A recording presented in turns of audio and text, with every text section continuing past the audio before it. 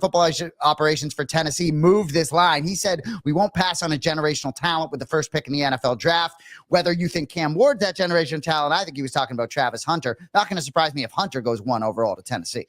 Well, I did a show with somebody who covers the Tennessee Titans on the ESPN radio. And that guy told me that this is before Rand Carthon got fired, said, boy, the Titans really like Abdul Carter. And that would honestly be the perfect scenario because Tennessee takes the D end. Then you got Cleveland. Then you have the Giants. They're going to be looking quarterback.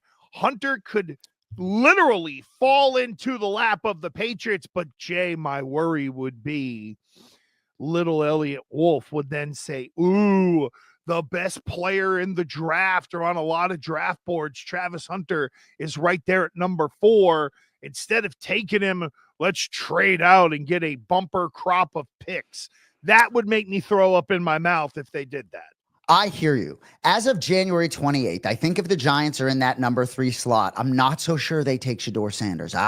In my opinion, as of today, I think they would pull the trigger on Travis Hunter and not necessarily commit. You know, you maybe swung and missed with Daniel Jones, even though I like Daniel Jones. Dan Orlovsky talked about them needing to fix the offensive line. I agree with that, no matter who is behind you in quarterback. But it wouldn't surprise me if the Giants take Travis Hunter. But I will say, Gresh, let's say it goes Carter, Ward, Hunter, and you're sitting there at 4 for New England. I do believe moving out of that slot and someone coming up to draft Deion's kid might make a little bit of sense. It would, depending on how far you slide down. And this is where the intel from the other organizations matter, right? One thing that Scott Pioli, in lots of conversations that I had with him over the years, he said, I have to have not only control of my board, but I have to know what other teams are doing, or at least where they could go. Because a lot of teams at the top of the draft are bad, where they could go Will Campbell or Travis Hunter or whatever. But really, that's where your scouts start to talk. You try to get that advanced sort of intel before the draft to know that if you do want Will Campbell, that you would be safe trading down to, say, 7 or whatever, 6 or 7 with either the Jets or the Raiders. Trade down, get an extra pick, but still get your guy at the same time. There's the balance. Here's the other thing real quick to throw in here, Jay.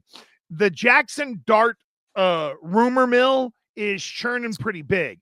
And I think it was Cody who brought this to us last week in the chat there about Jackson Dart maybe rising up boards.